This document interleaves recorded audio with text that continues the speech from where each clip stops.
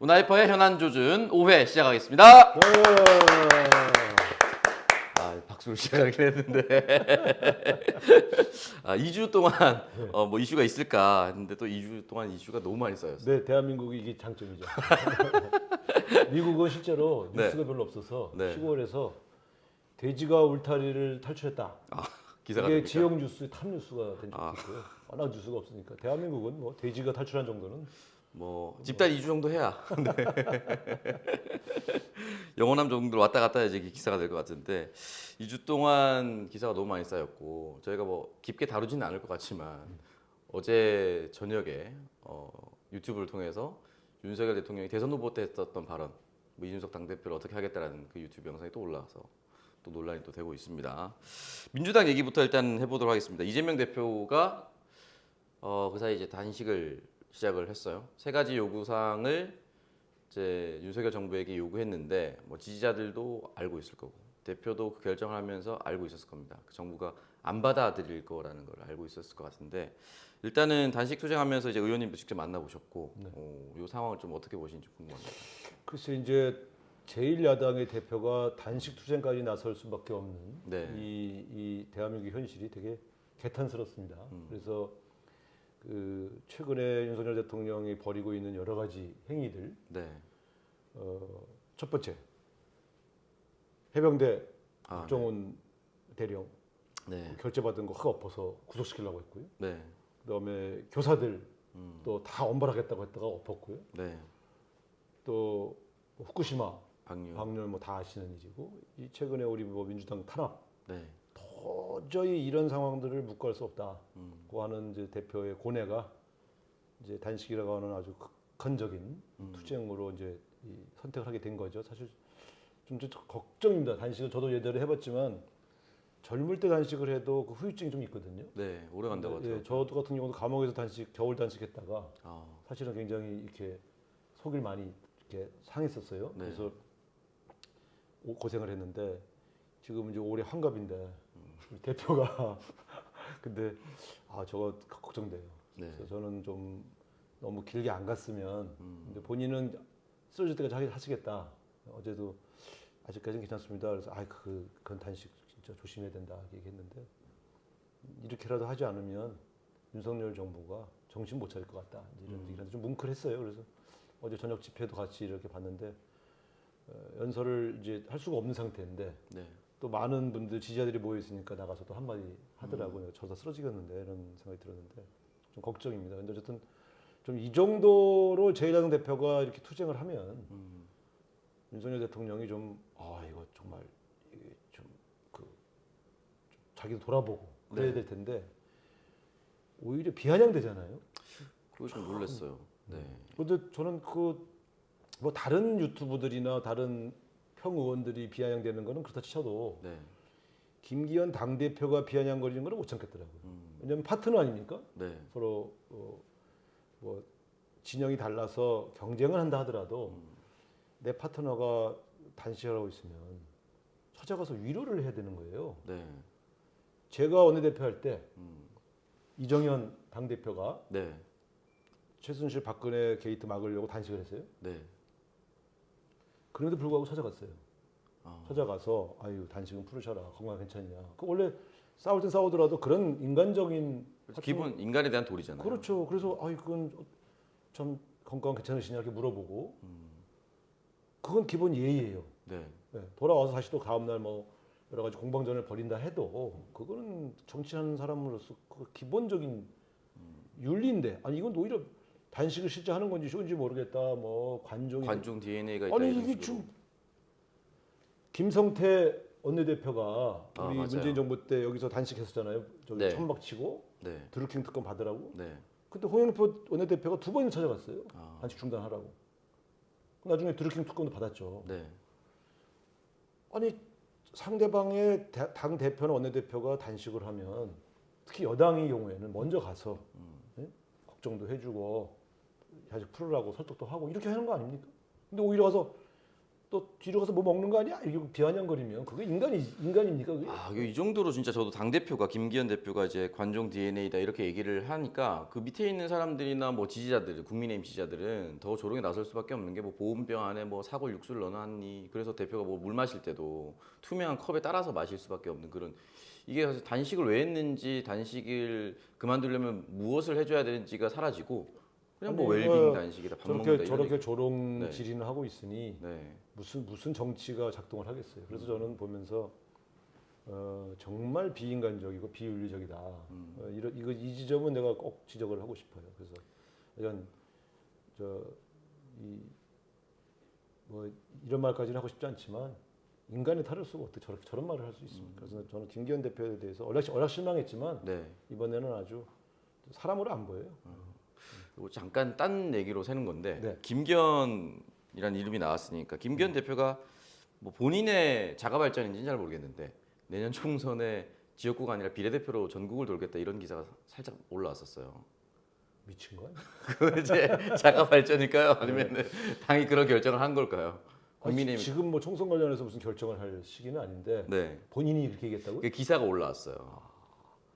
그래서 이 기사를 보통 이제 정치권에서 기사가 나오면 누가 이제 얘기를 듣고 쓰는 경우도 있지만 자가 발전인 경우도 있잖아요. 지역구가 불안한 모양이네. 네? 그건 얘기가 많이 돌았잖아요. 집권당 당 대표가 네. 국회의원 떨어지면 아주 대박 뉴스죠. 근데 네. 제가 볼 때는 지역구를 포기하고 비례로 간다는 것은 네. 있을 있을 수가 없는 일이죠. 정치 윤리 이상. 그렇진 않을 것 같다. 네. 알겠습니다. 지금이 무슨 상김 시대입니까? 그리고 지가 김씨 같은 김씨인 줄 아나. 참 하도 비상식적인 일들이 많이 벌어져가지고. 윤석열 대통령한테 엎혀서 당 대표 된 주제에 무슨 그 사람이 돌아다닌다고 도움 될 것 같아요? 그래서 사실 저는 내신 기사 보면서 뭐 나쁘진 않을 것 같다는 생각이 민주당 입장에서는 네. 전국을 돌면서 김기현 대표가 응원하면은 전국을 돌면서 김기현 이름 알리기거든요. 모르는 사람이 훨씬 더 많은데. 김기현 대표는 존재감도 없어요. 네. 당 대표인지도 모를 거예요. 모를 겁니다. 알겠습니다. 일단 이재명 대표 단식을 시작을 했는데 좀 끝까지 간다라고 본인 의지가 너무 강하다 보니까 응원을 할 수밖에 없는데 참 걱정이 많이 됩니다. 건강 때문에. 다음 주제로 넘어가면은 홍범도 장군 흉상 철거를 이제 하기로 해서 계속 이제 이어지고 있습니다. 이게 뉴라이트 사관이 있었던 어떤 사람이 나종석 씨인가 그 사람이 뭐 진행을 했다.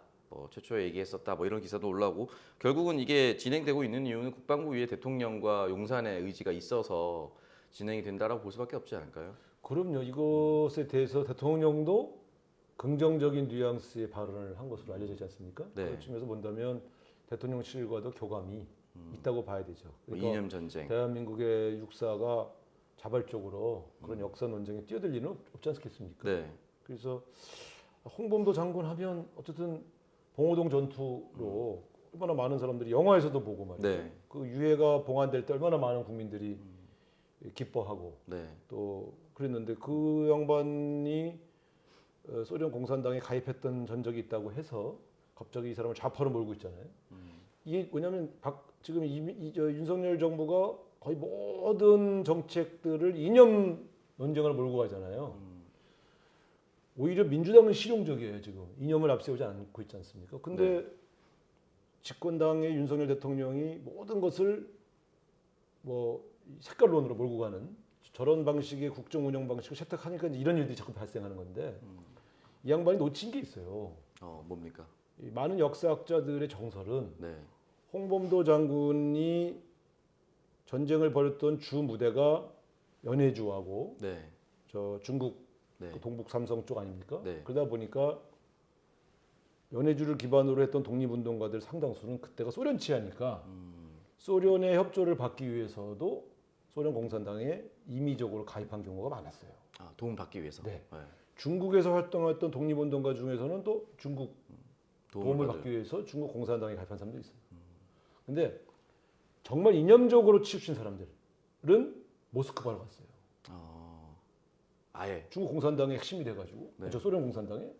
근데 홍범도 장군은 안 떠났잖아요. 네. 계속 여기 있었고. 또 이분이 가령 이런 거예요. 그런 공산당 사상에 물들었으면 북한으로 넘어갔죠. 근데 태영호 의원이 증언한 것처럼 김일성 주석은 이 홍범도나 김좌진 이런 사람들을 인정하지 않았어요. 네? 그냥 게릴라전을 폈지만 소수 부대였고 네. 독립에 기여한 바 없다. 막 이렇게 폄하를 했다고. 그러니까 북한으로 가지도 않았어요. 네. 김일성을 싫어해서. 그래서 계속 거기 살다가 강제 이주당해가지고 중앙아시아로 쫓겨났잖아요. 네, 맞아요. 소련 공산당의 핵심이면 중앙아시아로 강제 이주당합니까? 그래서 뭐라도 받았거나 그렇죠. 강제 이주 대상은 아니었겠죠. 그럼요. 그러니까 제가 볼 때는 그거는 독립운동에 도움이 되기 위한 일시적 선택이었다. 이렇게 해석하는 것이 정석이죠. 이렇게 해석하는 역사학자가 대부분이에요. 네. 그걸 지금의 잣대로 한국 전쟁이 나와서 남과 북이 전쟁을 한 이후의 그러한 잣대로 소련 공산당이 가입했으니까 이 사람은 공산주의자고 그러니까 이 사람이 독립운동에 기여한 게 있다 하더라도 6.45 교정에 세울 수 없다. 네. 대신 여기다가 만주 군관학교 출신의 독립군을 토벌했던 백선엽을 세우겠다. 네. 이건 진짜 미친놈들입니다. 이게 대한민국의 군인의 뿌리는 친일파에게 있다는 것을 공식적으로 선포하는 거 아니에요? 네. 그래서 아니 이게 홍범도가 독립운동에 기여했지만 공산당에 가입한 것 때문에 안 된다면 백선엽이 6.25 전쟁에 기여했지만 친일 저력 때문에 안 된다는 과거 전력 때문에 안 된다고 동일한 거잖아요. 동일한 기준으로 얘기를 해야지. 네. 백선엽은 되고 홍범도는 안 된다 그러면 독립군 때려잡은 놈은 되고 독립운동 한 사람은 안 된다. 네. 이게 무슨 회개한 논리입니까? 그러니까 저는 이거는 대한민국의 보수파 중에서도 네. 이건 좀 너무했다. 이렇게 얘기하는 분이 아주 많아요. 그래서 네. 저는 좀 20대 남성들에서도 야 이것까지 건드리냐 하는 그런 목소리가 아주 높죠. 그런 각도기를 이제 국민의힘 쪽에서 이제 이준석 전 대표나 하태경 의원이 잘 잡는데 하태경 의원이 인터뷰 나와서 이러면 부산도 선거 진다 이런 식으로 이제 인터뷰를 남겼더라고요. 하태경이가 네. 감각은 있어. 그 애가 감각은 있어. 본인이 공천을 부산에서 지는 게 아니고 네. 부산에서 공천 다 잘립니다. 자신하면서도 불안해서 네. 지역구 자주 내려가더라고. 네. 그러니까 이제 근데 어쨌든 맞는 말이에요. 내가 보니까 김병민 최고, 네. 그다음에 하태경, 네. 뭐 이런 사람들이 다 한마디 했잖아. 네. 이거까지는 건드리지 말자. 네. 처음에는 우당 이혜영 선생 동상까지 옮기려고 했잖아요. 네. 이종찬 전 원장이 네. 화가 나서 지금 광복회장. 네. 글 쓴 거 봤어요? 네. 길게 쓴 거. 아, 그분이 쓴 글 중에 제일 잘 쓴 글이에요. 근데 이종찬 이분이 그 이혜영 선생 후손으로 그 자부심이 네. 대단해요. 저를 찾아와서 임시정부 100주년 기념관을 짓자. 제 원내대표 때. 네. 선생님, 이건 제가 하겠습니다. 아. 그래가지고 제가 그때 야당인데 네. 내가 주장해서 네. 설계비를 다 태웠어요. 설계비를 태우면 들어가는 거거든. 네. 그때 저 박근혜 정부의 기재부에서 안 해주려고 그랬어요. 그걸 내가 붙잡고 네. 아니 이런 것도 안 해주냐. 또 더군다나 이종찬 선생이 해달라는데 그렇죠. 정통성 있는 분이니까요. 설계비를 넣고 네. 그래서 저희 제 지역구입니다만 우리 구의회 청사를 네. 옮기고 오. 청사를 옮기고 거기에다가 네. 임종구 100주년 기념관을 지었죠. 아. 그래서 그 의회를 옮길 때 또 네. 박원순 시장을 찾아가서 구의회 이전 비용까지 받아내고 그때 이종찬 원장이 또 박원순 시장 만나서 얘기하고 네. 그래서 지금 임종구 100주년 기념관은 박원순, 우상호, 이종찬 세 사람의 합작품인데 네. 그때도 제가 그런 생각이 들었어요. 내가 다른 건 몰라도 네. 우당 이혜영 선생의 가문이 우리 대한민국을 위해서 헌신하고 기여했던 그 역사를 높이 사기 때문에 네. 이종찬 원장이 비록 저쪽 당 윤석열을 도왔지만 네. 혹은 우리 편은 아니지만 이거는 해야 될 일이기 때문에 한다. 그래서 잘 지어놨어요. 지금 잘 지났어요? 아, 잘 지어놨어. 아, 역시 사선의 관록. 딴 얘기하다 자기 이거 한 거. 근데 그 우당까지 건드리는 것은 아, 말도 있을 신흥 수가 무관학교를 없는 지었고 거예요. 자기 사재를 털어서 국가를 위해서 그래서 바친 우리 육사의 뿌리가 네. 만주 군관학교가 아니라 신흥 무관학교다. 대단한 선언이거든요. 네, 맞아요. 그래서 당시에 재벌이었던 분이 재산을 다 털어서 네. 만주로 가서 무관학교를 만들어서 독립군을 키웠다. 이건 정말 대단한 거 아닙니까? 맞아요. 우리 자랑스러운 역사인데 이런 거를 다 뿌리째 흔드는 이런 것을 도대체 윤석열이라는 사람이 왜 하냔 말이에요. 지가 역사 공부를 고등학교 때까지 역사 거기서 공부한 거 말고 그 다음에 한 게 있어? 법대 가가지고 뭐 역사 공부했어? 이제 전 이 네. 홍범도 장군을 건드린 것은 정말 실책 중의 실책이다. 그 윤석열 대통령이 그 아버지가 추천해줘서 그 읽었다고 한 책 한 권이 있었어요. 근데 한겨레 21에서 최근에 기사를 냈는데 헤드라인이 안 읽은 것 같다라고 그게 왜? 그러니까 그 책의 내용과 정반대로 다 가고 있대요 지금. 그런 식으로 이제 역사관이 없는데 결국은 주변 사람들이 많이 휘둘렸다라고 저는 보는 것 같아요. 실제로 극우 유튜버들과의 만남을 지금도 가지고 있다는 얘기가 저한테도 들리는 거 보면은 실제로 그런 사람들한테 영향을 많이 받고 거기에 의지하고 있는 거 아닌가. 그 홍범도 장군 관련해서 국민들이 두 가지로 이제 분노를 하고 있는데 제가 봤을 때는 하나는 진짜 역사관이 틀려서 분노하는 것도 있는데 하나는 그렇게 민생 챙긴다고 해놓고 엉뚱한 얘기하고 있다. 여기에 더 분노를 하는 것 같아요. 재밌는 얘기 하나 해줄까 또? 네. 그 국회에서 국무총리 상대로 네. 이제 국방부의 대변인이 네. 그러면 기자가 물어봤어요. 네. 홍범도 육사에서 옮기면 우리나라의 잠수함 중에 홍범도함이 있어요. 네. 그 홍범도함 이름을 개명할 거냐? 네. 라고 하니까 국방부 대변인이 그거는 검토해 봐야 되겠죠? 이렇게 네. 얘기했어요. 그 바로 옆에 해군 아 해군 대변인. 대변인이 네. 그건 안 됩니다. 아 바로. 그 자리에서 그래갖고 됐어요. 그래서 지난번에 국방부가 또 이제 국회에서 국방부 장관한테 저 질의를 했어요. 그럼 홍범도 함도 이름을 바꾸냐? 그랬더니 해군이 반대하고 있습니다. 이렇게 해군이 왜 반대하느냐? 네. 여러분 군대 갔다 오신 분은 아는데 네. 이 홍범도함 이름을 바꾼다는 거는 부대 이름을 바꾸는 거예요. 네. 예를 들면 이기자 부대. 네. 저는 34단 무적의 34단입니다. 필승부대. 필승부대가 네. 갑자기 필성부대가 된다. 갑자기. 그러면 그거는 거기 제대한 모든 군인들이 그렇죠. 아니 우리 34단 이름을 왜 바꿔? 네. 네. 이게 동문회보다 센 거예요.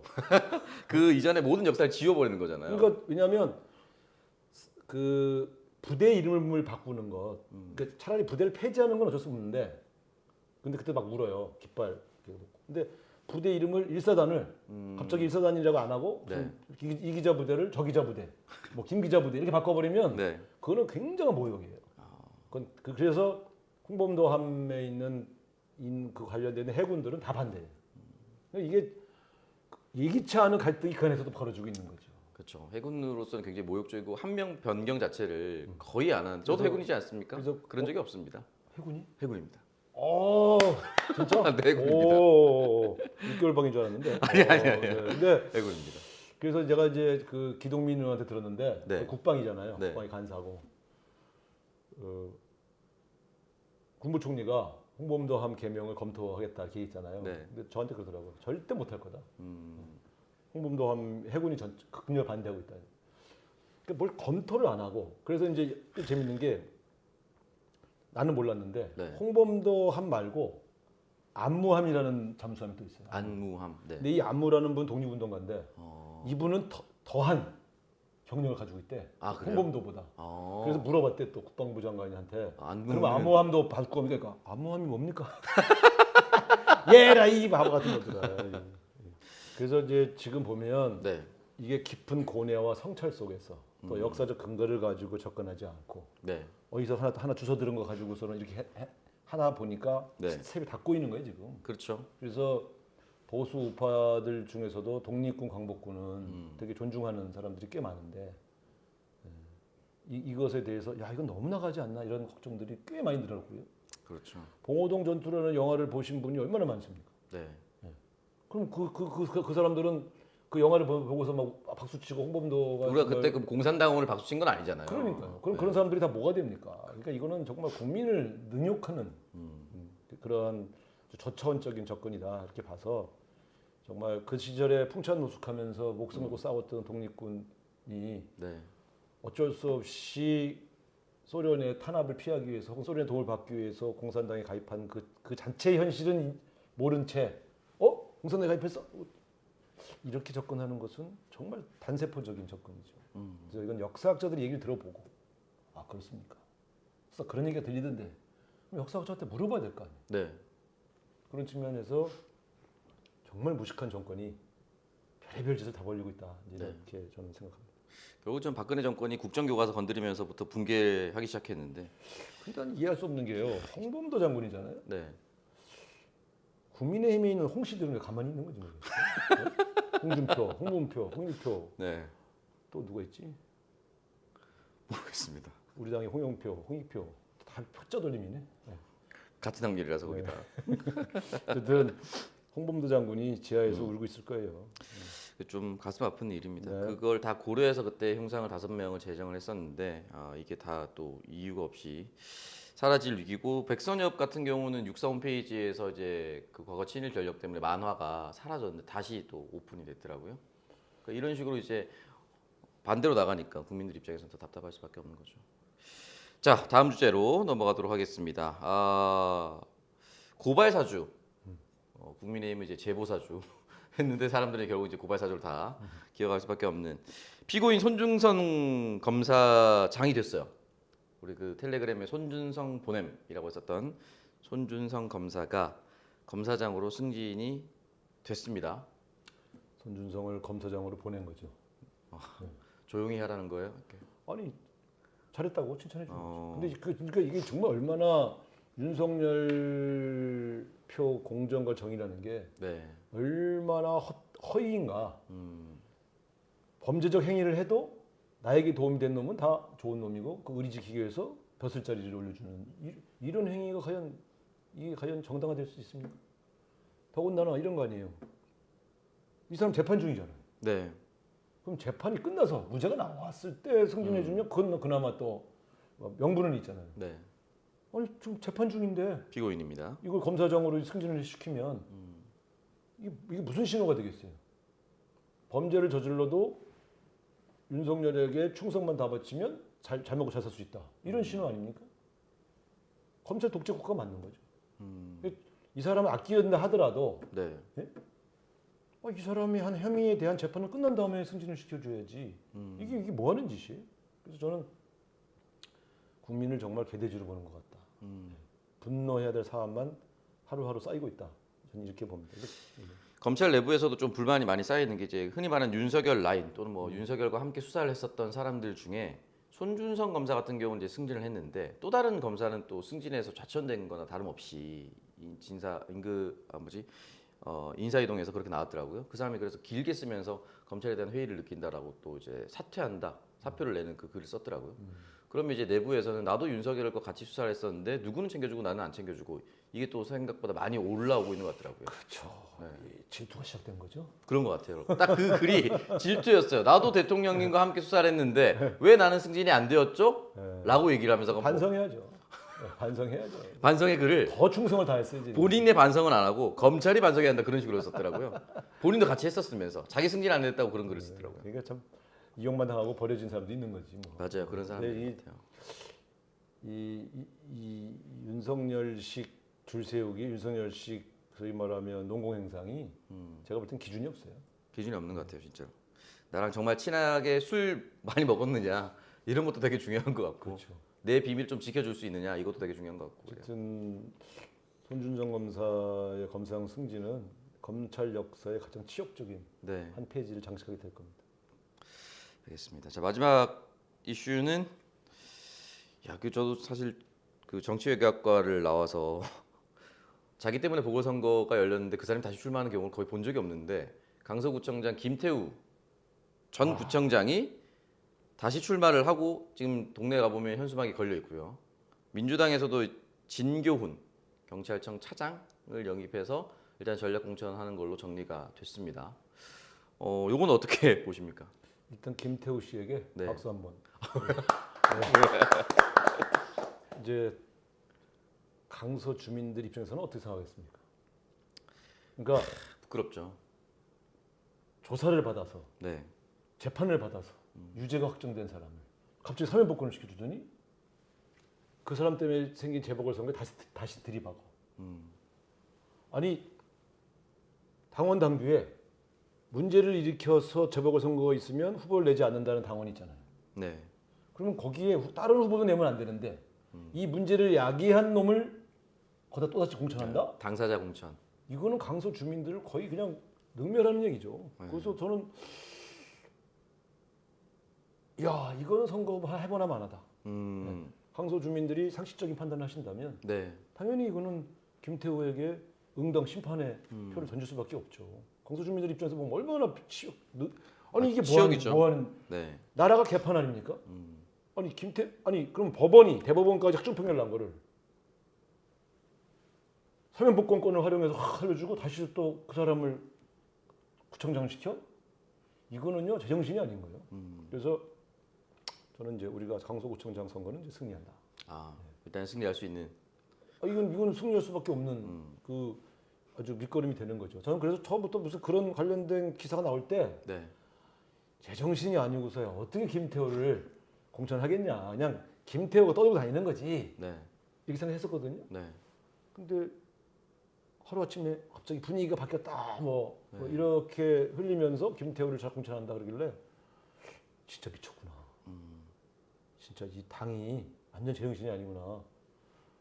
다른 사람을 공천한다 그래도 막 그게 맞냐 안 맞냐. 우리는 뭐 지난번에 전주에 후보를 안 냈는데 상정 비교되지 않습니까? 그렇죠. 그래서 뭐 우리가 옛날에 후보를 할 때 내로남불이라고 그렇게 욕을 하던 사람들이 어떻게 저렇게 뻔뻔하게 또 후보를 낼 수 있는가 하는 점에서 국민의 심판을 맺지 못할 것이다. 네. 그래서 저는 강서구민 여러분에게 꼭 이번에 심판해 주십시오. 꼭 투표하셔야 돼요. 부탁을 드리겠습니다. 네. 지방선거도 투표율이 좀 낮은데 보궐선거라 더 낮을까봐 투표를 좀 보궐선거는 어차피 투표율이 낮죠. 많이, 그렇지만 좀 동의를 해야 돼요. 이번에 한해서는 정말 그래서 그 이제 사실은 속으로 마음이 좀 안타까운 거는 강서구청장 후보로 나오려고 했던 13분 후보들은 좀 마음이 아파요, 사실은. 그 정리가 좀 교통 정리가 좀 잘 되나 당에서 좀 잘 다독여 줘야 되지 않을까요? 그래야 되겠죠. 그래서 저도 뭐 경선 기회를 주면 참 좋았을 텐데 하는 아쉬움은 있지만 네. 지금 윤석열 정부와 일대 진검승부를 하는 선거인이만큼 서운하신 마음이 있더라도 좀 잘 추스리고 네. 윤석열과 싸운다는 생각으로 나는 못 나갔지만 저 사람 당선시켜서 윤석열 정권 심판하겠다 하는 마음으로 함께 해줄 것을 당부드리고 싶고요. 네. 강서구민 여러분 진짜 이 김태호이 나쁜 놈입니다 이거. 진짜 제가 알아요. 이 사람하고 같이 일했던 그때 민정수석실인 사람들 다 얘기 들었거든요. 네. 나쁜 놈입니다. 그래서 지난번은 우리가 심판받느라고 도리 없이 아쉽게 강서구청장 졌지만. 김태호가 누군지도 모르고 찍으셨겠지만 네. 이번에 어떤 놈인지 제대로 봤기 때문에 제가 아무한테나 이놈 저놈 하지 않습니다. 나쁜 놈한테만 이놈 저놈 합니다. 그래서 이런 자가 공직에 다시 나온다는 것은 이건 있을 수 없는 일이죠. 네. 당 차원에서도 그렇고 강서구에 또 민주당 국회의원 3명이나 있으니까 선거를 좀 잘 독려해서 꼭 승리했으면 좋겠고요. 정춘생 후보 같은 경우는 뭐 아쉽지만 당의 결정을 받아들인다 이런 식의 문자를 또 그거 뭉클하더라고 그거 봤는데. 당직자죠. 뭐 제가 원내대표 할 때 네. 행정실장을 잠깐 했는데 네. 중간에 이제 다른 사람을 바꿨지만 네. 정말 일 잘했어요.